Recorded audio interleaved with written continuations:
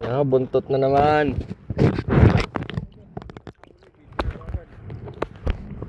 Ito guys nga pala yung perfect match. Hindi na naman ang lagyan, yung cut na lang ikakat. Yun o. Tapos ilalak nyo siya guys, tapos silahin nyo para habulin ng isda. And guys, yun nyo naman kung paano kaganda yung hagis ko na yun. Ayun o, kumakagat, may kumakagat. Sa paa pala. And guys, isa pa, tuturuan ko kung paano gantang bumatang kayapot. Yun o.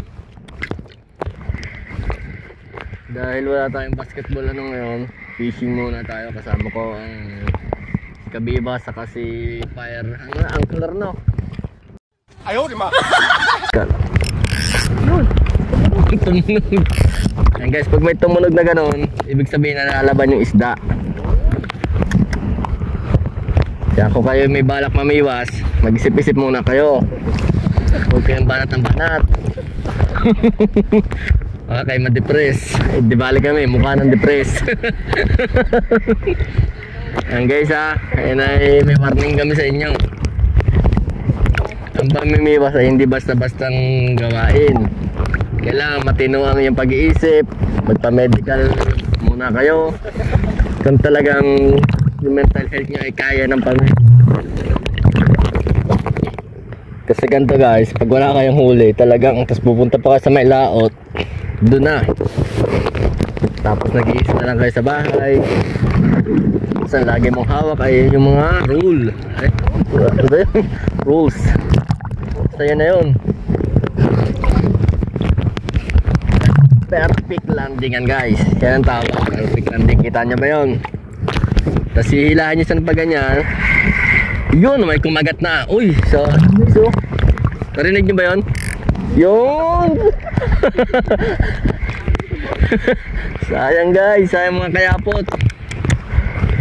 Papakitaan sana natin si Kabiba saka si Boss Fire Angler.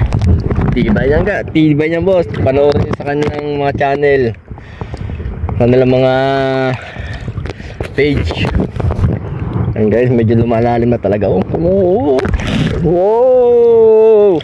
Panis! Perfect landing na naman guys.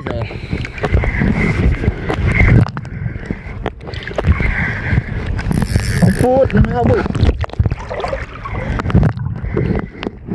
Oh, wala, sayang.